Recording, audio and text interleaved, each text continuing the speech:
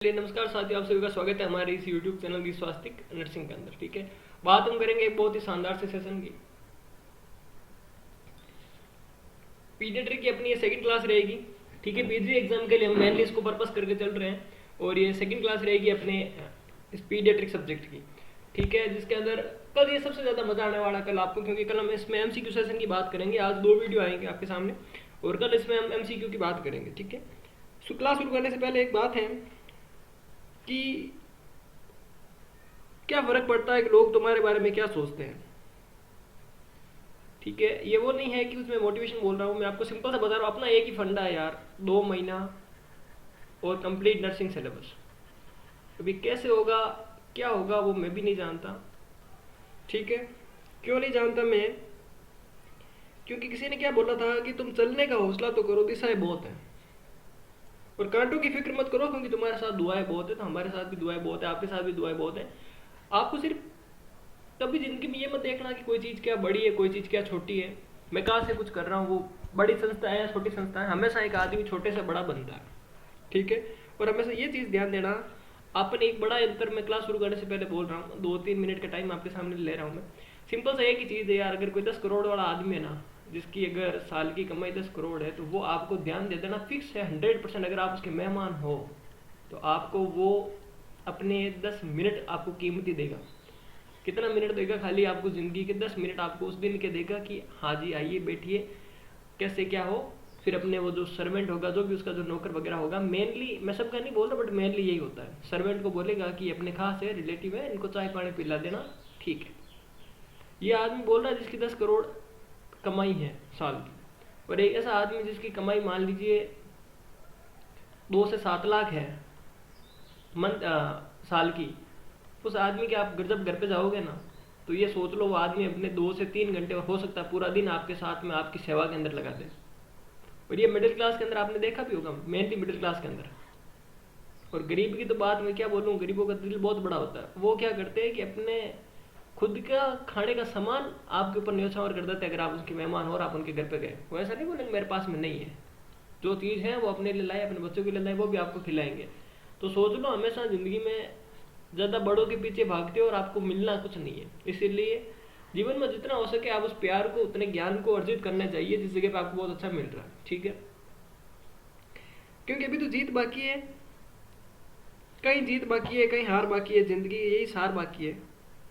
यहाँ से चले नई मंजिल के लिए, ये तो एक पन्ना है, अभी तो पूरी किताब बाकी है। शुरू करते हैं आज हम पीडियाट्रिक के कल के सेशन को, जहाँ पे एंड किया था वहाँ तक। आप कह रहे हो वो थोड़े वो बड़े बच्चे बेकाबू में आ जाते, कोई किसी के बेकाबू में आ जाते हो।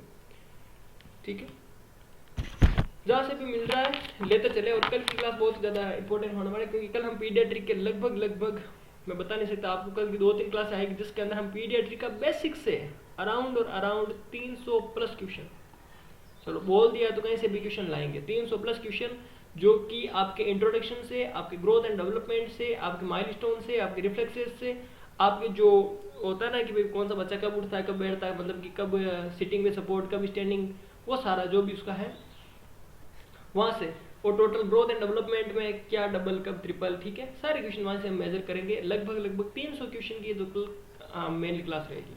हम वो नहीं है जो आपको एक दिन के 30 क्वेश्चन 40 क्वेश्चन दे रहे हैं, हाँ ठीक है चलो दे रहे हैं, नहीं। तो बोल रहा है 2 महीने में सारा, तो फिर ऐसा नहीं है कि निचोड़ पूरा निकालेंगे। ठीक है, ज़्यादा से ज़्यादा बच्चों को आप सभी आपके साथ वालों को बता देना। चलो शुरू करते। कल हमने एंड यहाँ तो बात की थी कार्डिक की, आज हम बात कर रहे हैं। एक बार कल का मैं देखूँ कहाँ तक हुआ। ठीक है, एंटीबॉडी तक हमने लास्ट किया था, और ग्लूकोज का मैंने गुथरी टेस्ट बताया, और ग्लूकोज तक हमने कल बात की। आज हम बात कर रहे हैं कि बच्चे की जो टेम्परेचर, उससे रिलेटेड कुछ बात कर रहे हैं कि बच्चे का जो टेम्परेचर होगा नॉर्मल न्यूनेट का, वो कितना होगा। तो वो होता है 36 से 37, इनमें ऑलमोस्ट कह सकता हूँ 37.5 डिग्री सेल्सियस। अब अगर पूछा आपसे 3 क्वेश्चन यहाँ से पूछा जाएगा, मोस्ट हाई टेम्परेचर से यही क्वेश्चन आ रहा है कि एक क्वेश्चन होता है कि बच्चे के अंदर, अगर हम बात करें जो न्यूबॉर्न बेबी है, उसके अंदर आप टेम्परेचर कैसे मेजर करोगे, अडल्ट में कैसे मेजर करोगे, मोस्ट कॉमन रूट कैसा रहता है, डेड बॉडी का कौन सा रहता है, और कोर बॉडी टेम्परेचर कौन सा रहता है। इन सारी क्वेश्चन की हम एक बार बात करते हैं कि हम बात अगर यहाँ पे कही जाए कि न्यूबॉर्न का बॉडी टेम्परेचर आप कैसे मेजर करोगे, तो आपको लेना एक्जिला से। कहाँ से लेना? एक्जिला से। अडल्ट का आपसे पूछा जाए तो अडल्ट का कौन सा, कहाँ से लेते हो टेम्परेचर? ओरल से मोस्टली। ओरल से रहते हैं। बच्चों में ओरल क्या होता है, न्यूबॉर्न में कॉन्ट्रा इंडिकेटेड होता है, क्योंकि वैसे माना जाता है कि जो मरकरी होती है बच्चा क्या करता है, उसे कांच को तोड़ सकता है मुंह में। तो चिल्ड्रंस में भी ये कॉन्ट्रा इंडिकेटेड रहता है, न्यूबॉर्न में भी कॉन्ट्रा इंडिकेटेड है। अगर आपसे पूछे बेस्ट मोस्ट कॉमन रूट कौन सा है, अगर तो पूछा बच्चों में तो मोस्ट कॉमन रूट भी कौन सा होगा, एक्जिला होगा। अगर आपको पूछे डेड बॉडी का तो लेना रेक्टल से, और अगर आपको पूछे कोर बॉडी टेम्परेचर लेना, वो भी कहाँ से लेना पड़ेगा फिर आपको, रेक्टल से। अगर आपसे ये पूछ ले कि सबसे बेस्ट कौन सा रहता है अगर अडल्ट के अंदर आप लेना चाहते हो तो बेस्ट अगर कोई भी पूछे तो आपको लेना रेक्टल से। दूसरा चीज ये देखते हैं कि ओरल, एक्जिला और रेक्टल, इन तीनों के बीच में डिफरेंस कहाँ पे आता है। भाई ओरल का हमेशा ध्यान रखना, हम मानते हैं ओरल को एक निश्चित मान लेते हैं कि 37.5 डिग्री सेल्सियस है, ठीक है। मान लीजिए एक नॉर्मल टेम्परेचर होता है ओरल का जो भी है, उससे प्लस 1 डिग्री ज़्यादा हमें देखने को मिलेगा या से, और उससे एक जो है ज़्यादा हमें देखने को मिलेगा रेक्टल से। तो यानी ओरल और रेक्टल के बीच में अगर डिफरेंस पूछे तो 2 का आ जाएगा, 1 और 1 2 का, और ओरल और एक्जिला के बीच का पूछेगा तो 1 का आ जाएगा, ठीक है। ये तो होगी मेन चीज़। नेक्स्ट एक सीपीआर की अगर हम बात एक बार करते हैं कि सीपीआर अगर न्यूनेट में सीपीआर पूछा जाए, न्यूबॉर्न बेबी के अंदर सीपीआर का, या फिर चिल्ड्रंस के अंदर सीपीआर का पूछा जाए, और एक होता है अडल्ट सीपीआर का, इनमें क्या क्या तरीका रहता है। चिल्ड्रंस में सीपीआर पूछा जाएगा तो टेम्परेचर पहला आएगा, TABC चलता है, टेम्परेचर, एयरवे, ब्रीथिंग और सर्कुलेशन। और अडल्ट में आपको पूछा जाएगा उसका चलता है CABD, सर्कुलेशन, एयरवे, ब्रीथिंग और डिफिब्रिलेटर। तो ये चलता है अपना अडल्ट का सीपीआर का मेथड है, और वो क्या है, न्यूबॉर्न और न्यूनेट का जो है यहाँ उनका जो सीपीआर का मेथड है। अगर आप इनमें भी पूछा जाए कि सीपीआर के अंदर सबसे ज्यादा बच्चों में क्या देखने को मिलता है, तो सबसे ज्यादा अगर आप न्यूबॉर्न बेबी में अगर आपको सीपीआर का मोस्ट कॉमन देखना हो तो वो है टेम्परेचर, क्योंकि बच्चों में सबसे ज्यादा टेम्परेचर होता है। और इधर आपको यहाँ पे देखना कार्डिक से तो लेना पल्स से। अगर आपको अडल्ट इमरजेंसी पूछा जाए तो आपको सबसे पहले मेजर करनी पड़ेगी पल्स, ठीक है। अब और जो पल्स नाम आए तो पल्स को भी देखते हैं कुछ। अगर आपसे पूछा जाए कि जो पल्स के रिलेटेड क्वेश्चन है कि अगर जो नियोनेट है या फिर जो न्यूबॉर्न बेबी है उनके अंदर आप पल्स कहाँ से मेजर करोगे, तो नियोनेट और न्यूबॉर्न बेबी के अंदर जो पल्स मेजर की जाती है वो मोस्टली की जाती है एपाइकल से। कौन सी पल्स, एपाइकल पल्स की जाती है। एपाइकल पल्स भी यहाँ पे कौन सी रहेगी भाई, 4th इंटरकोस्टल स्पेस रहेगी या 5th रहेगी। तो जब बच्चों की बात आती है तो बच्चों में 4th intercostal space, 4th ICS रहती है अपाइकल पल्स। और अगर मैं यहीं पे बात कर लूँ अडल्ट की कि भाई अडल्ट की कौन सी पल्स रहेगी, तो अडल्ट की पल्स रहती है रेडियल। कौन सी रहती है, रेडियल। और रेडियल कहाँ होती है, अरे ये होती है छाती वाली। कौन सी, छाती वाली। अगर अडल्ट में पूछो, अगर आपको अडल्ट में अपाइकल लेनी तो 5th इंटरकोस्टल स्पेस से लेनी पड़ेगी। अडल्ट में कौन सी है, रेडियल। रेडियल कौन सी होती है, अंगूठे के साइड वाली। तो अंगूठे के साइड वाले हाथ की जो होती है वो होती है रेडियल, ठीक है। ये तो बात है किस किस की आई, इन 2 की आ गई। अब मैं अगर यहाँ पे एक छोटी सी बात और करूँ, ठीक है चलो, इसी में छोटी सी बात मैं यहाँ पे करूँ, एक सेकंड है ना।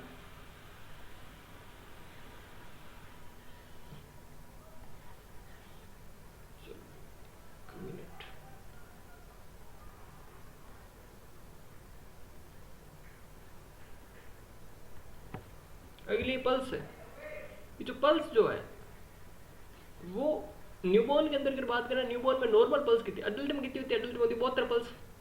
भाई 72 बार हार्ट बीट करता है 1 मिनट के अंदर। और अगर हम यही बात यहाँ पे करेंगे न्यूबॉर्न के अंदर, तो न्यूबॉर्न में पल्स रेट क्या रहने वाली है, न्यूबॉर्न में प्लस रेट रहती है 110 से 160 बीट पर मिनट, 110 से 160 बीट पर मिनट। अब ये बीट में भी 2 अंतर आता है, एक बच्चा जब ज्यादा चिल्लाता है, रोता है, तो ये 160 की जो बीट है वो 180 बीट पर मिनट पहुंच जाती है।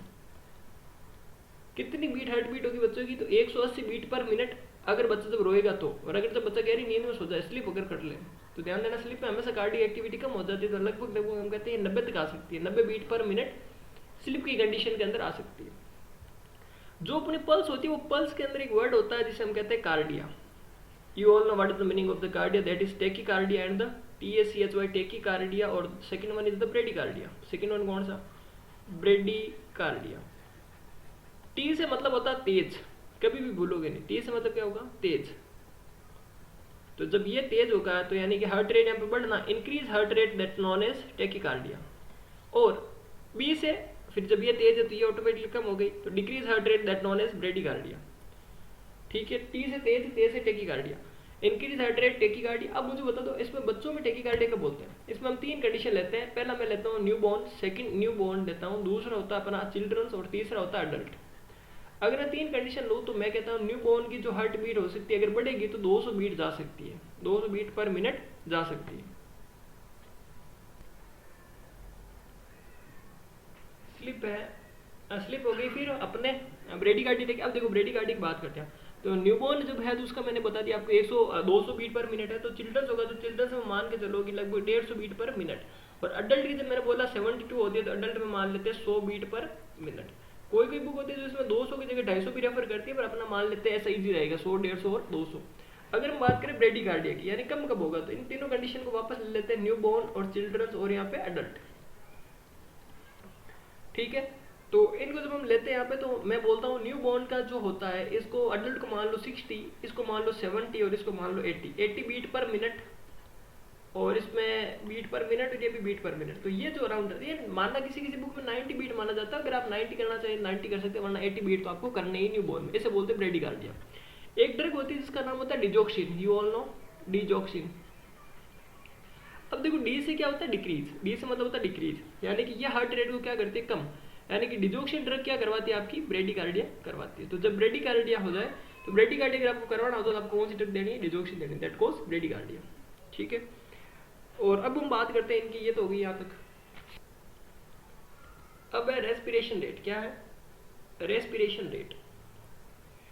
अब देख दो इनको, रेस्पिरेटरी रेट क्या होती है, रेस्पिरेशन रेट क्या होती है। रेस्पिरेशन रेट होती है कि बच्चा कितनी बार क्या करता है, सांस ले रहा है। अपनी कितनी होती है, अपनी होती है 18। अब ये होती है ब्रीथ, ब्रीथ मतलब सांस, वो थी बीट, बीट मतलब धड़कन।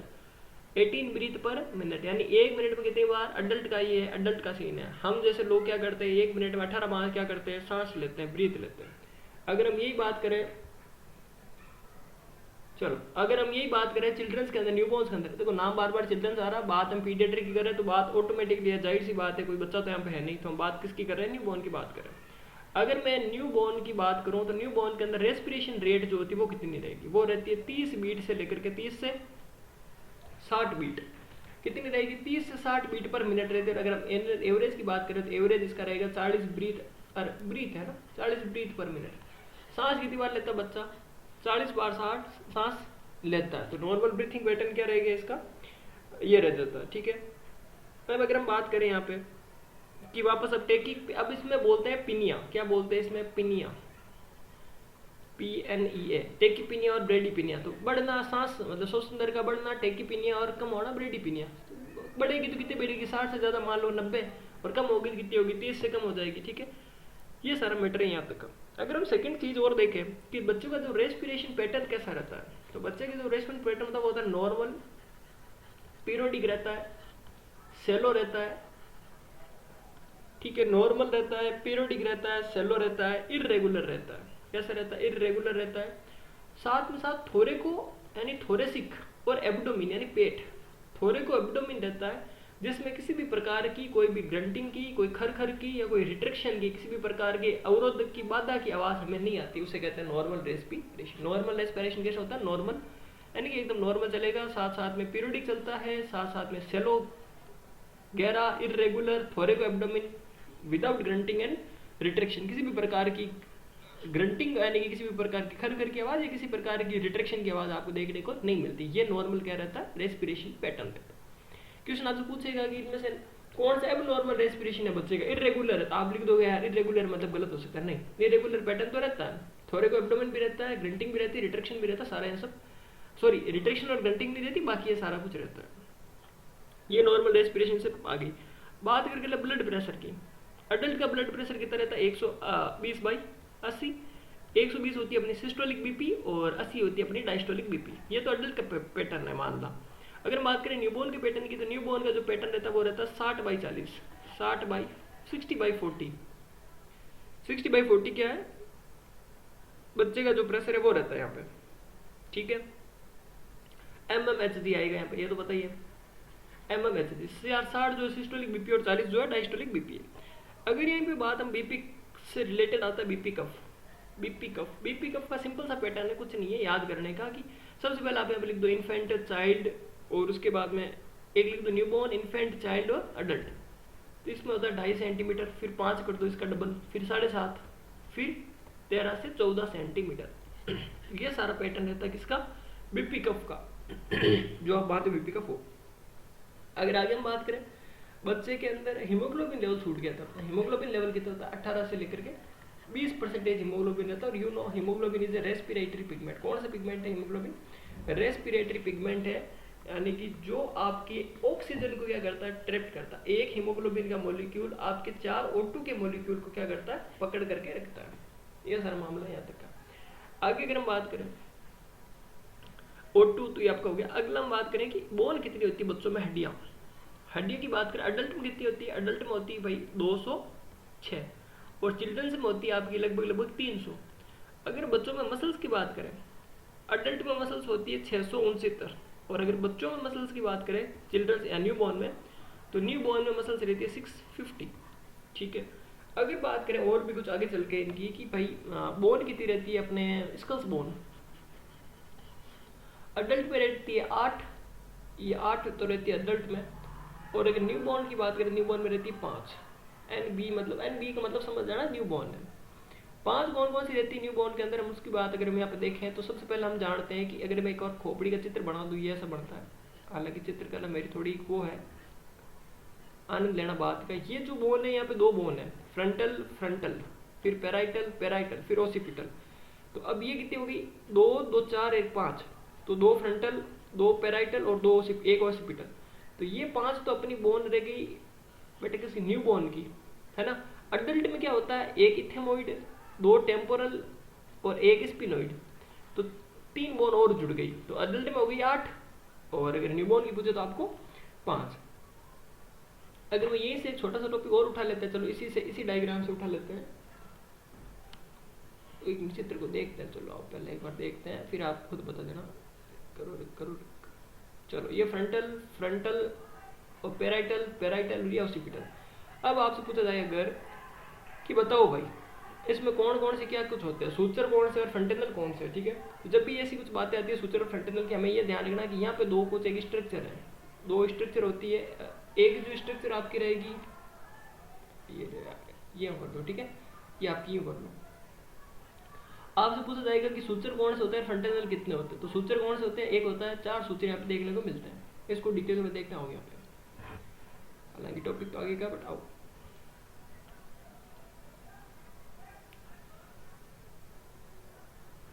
अगर हम बात करें यहाँ पे, पहले देखते हैं सूचर क्या होता है। सूचर्स क्या होते हैं कि membranes gap between the skull bone जो है, या मैं लिख दूं स्कल बोन जो है, उसके बीच में जो मेम्ब्रेन का गैप होता है, मेम्ब्रेन गैप जो होता है उसे कहते हैं सूचर। और फ्रंटेनल्स क्या होते हैं, फ्रंटेनल्स FRONTELLE, फ्रंटेनल इसे बोलते हैं कि membranosus gap between suture line.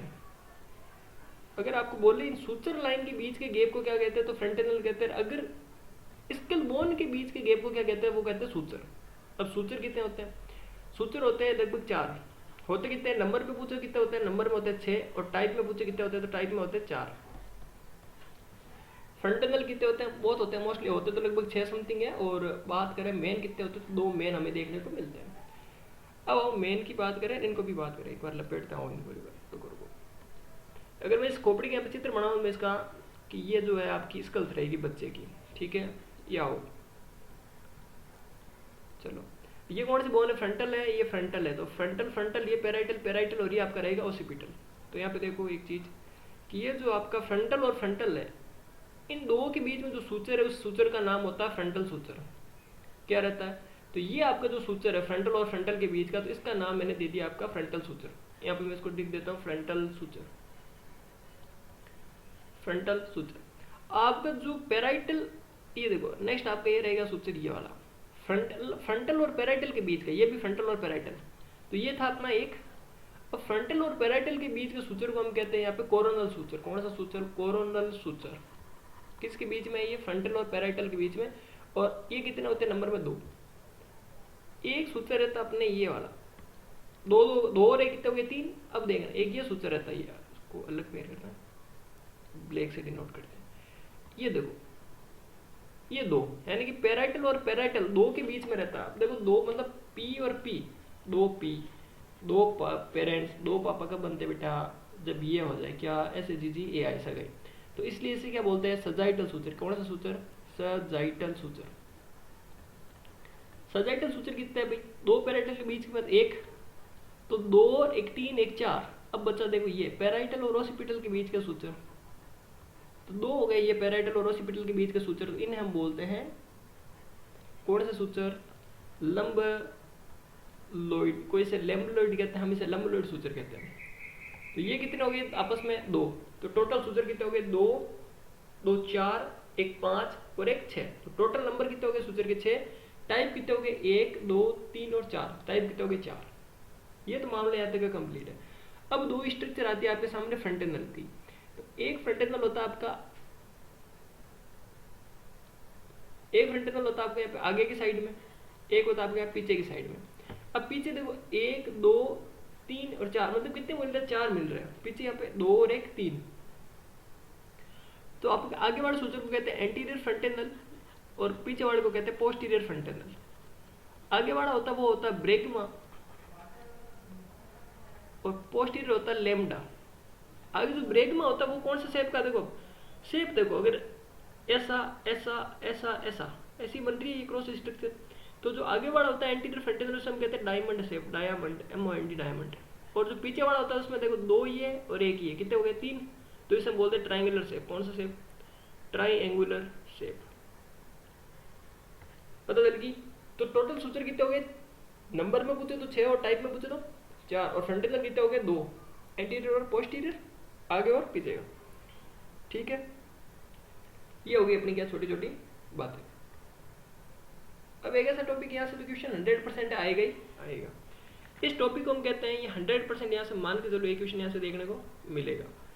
ये रहता है कि जब भी न्यूबॉर्न बेबी का जब बर्थ हुआ है तो उस बर्थ से लेकर के आपका, मैं बोलूँ बर्थ यानी कि मैं इसका नाम दूँ स्टेज 0, बर्थ से लेकर के आपका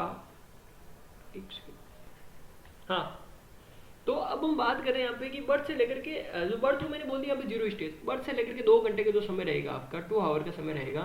तो इस बर्थ से लेकर के 2 घंटे सॉरी बर्थ से लेकर 30 मिनट करो ना, 30 मिनट, इस बर्थ से लेकर के 30 मिनट के समय को हम बोलते हैं पीरियड ऑफ एक्टिविटी रेस्पॉन्सिवनेस। ठीक है, यानी कि इस जन्म से लेकर के 30 मिनट तक बच्चा बहुत ज्यादा क्या रहता है, एक्टिव रहता है। उछल कूद मतलब होता है रोना करना, जो भी कुछ है एक्टिविटी, जो भी सारी एक्टिविटी रहती है, मेनली रोता है ये बच्चा और तो क्या करता है, ये सारी हमें देखने को मिलती है period of responsiveness, period of activity 0 से लेकर के 30 मिनट के अंदर अंदर। 30 मिनट से लेकर के 2 घंटे तक ये रहती है स्टेज सेकंड। 30 मिनट से लेकर के 2 घंटे तक कौन सी स्टेज रहती है, स्टेज सेकंड। इस स्टेज के अंदर बच्चा बहुत ही रेस्पॉन्स करना बंद कर देता है, तो रेस्पॉन्स यहाँ पे बंद हो जाता है। तो अगर पूछे आपसे पीरियड ऑफ अनरेस्पॉन्सिवनेस, तो 30 मिनट से लेकर के 2 घंटे के समय, इस समय में बच्चा क्या करता है, ज्यादा रेस्पॉन्स वगैरह बिल्कुल भी नहीं करता। ठीक है, और इस स्टेज के अंदर 90% ये चांस रहते हैं कि बच्चे की बोवेल और ब्लैडर मूवमेंट स्टार्ट हो गए। तो बोवेल और ब्लैडर मूवमेंट अगर स्टार्ट का आपसे पूछा जाए कौन सा समय है जिसमें बोवेल और ब्लैडर मूवमेंट स्टार्ट हो गए, तो सेकंड स्टेज 90% यहाँ पे स्टार्ट हो जाते हैं। चलो मैं कुछ आपको और भी कुछ यहीं पे साथ बातें बता देता हूँ, कुछ छोटी छोटी बातें ध्यान देना यहीं पे। अगर मैं आपसे बोलूँ कि सर बच्चा फर्स्ट टाइम यूरिन का पास करता है, फर्स्ट टाइम यूरिन, यहाँ पे मैं लिख दूंगा फर्स्ट, और देखना इतना ज़्यादा इंपॉर्टेंस चीज़ें होने वाली, इतनी ज़्यादा मज़ेदार होने वाली, क्योंकि इतने ज़्यादा आपको क्वेश्चन मिलने वाले, इतना ज़्यादा नॉलेज यहाँ पे मिलेगा, आप सोच और कल्पना नहीं कर सकते। फर्स्ट टाइम अगर यहाँ पे पूछा जाए आपसे बच्चा यूरिन पास कब करता है, तो फर्स्ट टाइम अगर आपसे पूछा जाए इंट्रा यूटेराइन लाइफ के अंदर, इंट्रा यूटेराइन लाइफ, इसके अंदर आपसे पूछा एल है बेटा ना, लाइफ में एल आता है।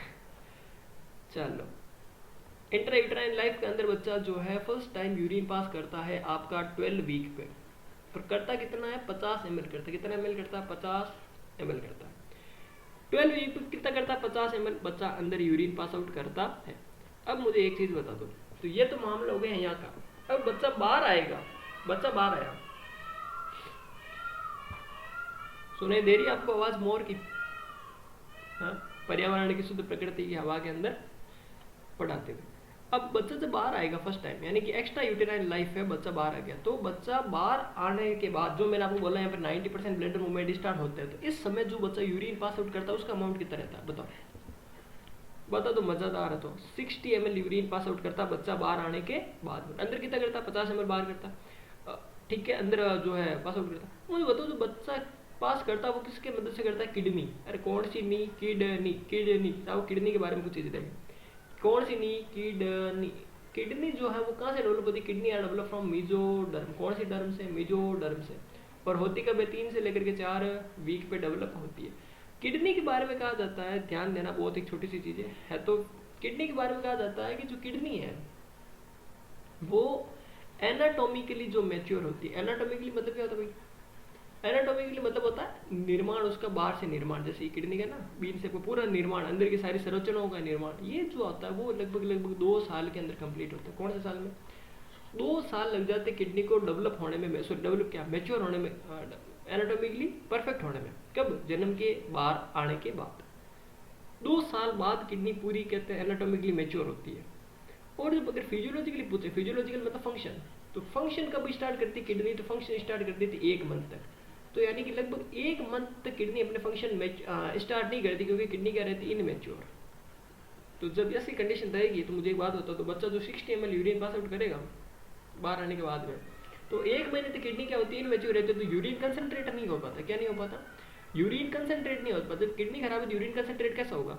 और जब किडनी खराब हो, यूरिन कंसंट्रेट नहीं हो पाता, इसीलिए बच्चा जब जन्म लेता है तो उसका वजन होता है 2.5 से 3.9 किलो। और आप देखोगे कि 1 सप्ताह के अंदर अंदर, 1 वीक के अंदर अंदर बच्चे का जो है वेट लगभग 10% कम पड़ जाता है। क्यों? क्योंकि यूरिन के थ्रू उसका जो वजन है पानी, क्योंकि बच्चा क्या है भाई, बच्चा सिंपल से बताओ, बच्चा पानी का पुतला है। 80% बच्चा वाटर, 80% वाटर से बच्चा बना है। यानी बच्चा जब बाहर आया है ना तो उसमें 80% वाटर है। अगर मैं अडल्ट की बात करूँ ना, 60% अडल्ट के अंदर वाटर रहता है। और अगर मैं ओल्ड स्टेज की बात करूँ ना तो लगभग 55% ओल्ड स्टेज के अंदर वाटर रहता है। ठीक है। और जो 2.5 से 3.9 kg दिए तो मैंने बता दिया। तो 10% बच्चे का वजन है जो कम बढ़ता है। अब कैसे बढ़ता है, क्या बढ़ता है, वो बाद में बात करेंगे। ठीक है। अब हम बात कर रहे थे, टॉपिक पे आते हैं अपने वापस। किस बात टॉपिक पे बात कर रहे थे? Period of reactivity. Period of activity हो गया। सेकंड स्टेज हमने देख ली, जिसमें पीरियड ऑफ जो ब्लड मूवमेंट स्टार्ट हुए। थर्ड स्टेज की बात अगर हम करें, स्टेज नंबर 3, ये लास्ट स्टेज रहती है, स्टेज 3। इसकी अगर हम बात करें तो ये होती है पीरियड ऑफ रीएक्टिविटी। रीएक्टिविटी मतलब होता है बच्चा वापस अब एक्टिविटी शुरू कर दी बच्चे ने। पहले बच्चे ने एक्टिविटी की थी, तो ये होता है लगभग 2 घंटे से लेकर के 8 घंटे का समय होता है। 2 घंटे से लेकर के 8 घंटे का समय होता है जिसमें पीरियड ऑफ रीएक्टिविटी होता है। बच्चा वापस, ऐसा तो कोई नहीं है जिसको राइटिंग से दिक्कत आ रही है ना? राइटिंग से तुम्हें कोई लेना देना होना नहीं चाहिए मेरे हिसाब से। आपको लेना देना होना चाहिए आपके परफेक्ट डाटा से और आपको, ठीक है, जो मिल रहा है उससे। तो जो ये जो है, अगर आप फर्स्ट ईयर के बच्चे हो तब तो भाई आपका तो कुछ नहीं कर सकता। बाकी अगर आप 3rd ईयर के हो, 4th ईयर के हो, या फिर आप मैच्योर हो, तो आप ये समझ जाना चाहिए पीरियड की स्पेलिंग वगैरह सब आपको आनी चाहिए। फिर ये नहीं एक सर ने स्पेलिंग नहीं लिखी, स्टेज में STG लिख रहा है। ठीक है। फिर अगर मैं भी आपको ऐसे मोतियों की तरह ऐसे करके लिखूँ ना STAG, तो समझ लो कि 6 महीने में कंप्लीट नहीं हो। चलो, ये मैं लिख के बता रहा हूँ ना कि मेरे को भी अच्छी लिखने आती है। देखो ये जैसे STAG, हैंड राइटिंग है ना अच्छी मेरी भी थोड़ी। चलो, 2 से लेकर के 8 घंटे का जो समय रहता है, ये वापस का पीरियड ऑफ रीएक्टिविटी, यानी कि इसमें जो भी बच्चे की जो गतिविधियां बंद हुई थी वो वापस चालू होती है। ठीक है। तो यहाँ से अपने 3 क्वेश्चन आ रहे हैं। फिर एक क्वेश्चन लास्ट यहाँ पे आ रहा है, वो ध्यान दो। बच्चे का वजन अगर मैं पूछूँ ना, वेट, तो वो रहता है अपना 2.5 किलो से लेकर के 3.9 kg। अगर आपसे पूछे कि फर्स्ट लेवल केयर कब दोगे आप, फर्स्ट लेवल केयर यानी कि बच्चे का वजन कितने से कम होगा तो आप फर्स्ट लेवल केयर दोगे, तो इसमें कुछ डाटा आता है। उसमें डाटा आता है लगभग, देखो 2.5 किलो से कम करना है, तो हम इसमें कहते हैं कि फर्स्ट लेवल केयर देंगे लेस देन 2.5 किलो। ठीक है। अब पूछे सेकंड लेवल केयर कब दोगे, 1500 से 1800 ग्राम का बच्चा होगा तो हम देंगे उसे सेकंड लेवल केयर, यानी 1.5 kg। ठीक है। और आपको पूछे थर्ड लेवल ऑफ केयर, इसे हम कहते हैं NICU केयर। NICU यानी कि नियोनेटल ICU केयर कब देते हैं?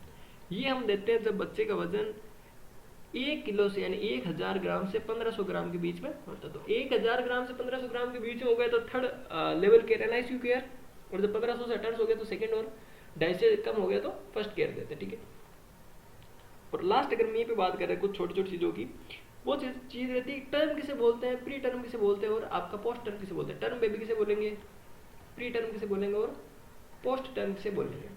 तो टर्म बेबी बोलते हैं जिस बच्चे का वजन, सॉरी, जो बच्चे की जो डिलीवरी है वो कब हुई है, 8 से 9 मंथ के अंदर किसी बच्चे की डिलीवरी होती है, उसे कहते हैं टर्म। लेस देन 37 वीक के बच्चों को हम कहते हैं प्री टर्म, और अगर किसी का बच्चा जो 42 वीक से 42 वीक से भी ज़्यादा टाइम ले रहा है, यानी कि कुछ बच्चे होते हैं तो उन्हें बोलते हैं पोस्ट टर्म। पोस्ट टर्म मतलब बाद में। टाइम का समय होता है 8 से 9 मंथ का, ठीक है। पूरी प्रेगनेंसी में कितना रहता है भाई, 9 महीने और 7 दिन की टोटल और प्रेगनेंसी रहती है। ओबीजी भी और भी अच्छे से डिस्कशन करेंगे, क्योंकि ओबीजी हमारे उससे भी ज़्यादा तेज है जितनी पीडियाट्रिक, और साइकेट्रिक तो उससे भी ज़्यादा तेज है जितनी पीडी और ओबीजी है, ठीक है। ये सारा डाटा हो गया।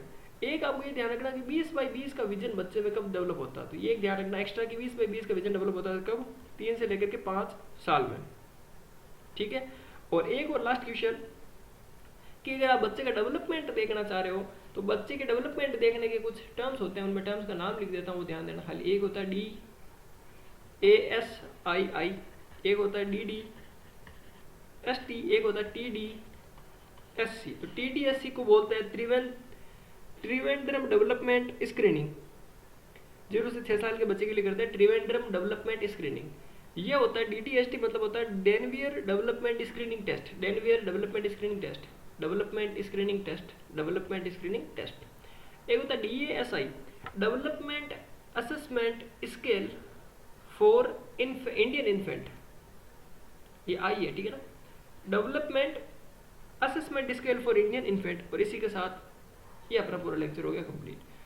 नेक्स्ट वीडियो के अंदर हम वापस बात करेंगे, नेक्स्ट वीडियो में हम बात करेंगे कितना वजन होता है, सॉरी कितनी हाइट होती है, डबल कब होती है, ट्रिपल कब होती है, क्या कुछ है, वो सारा फिर थर्ड में बात करेंगे। उसके बाद में बात करेंगे कौन कौन से टाइम पे कौन कौन सी एक्टिविटी बात करता है, फिर हम बात करेंगे रिफ्लेक्सेस की, ठीक है।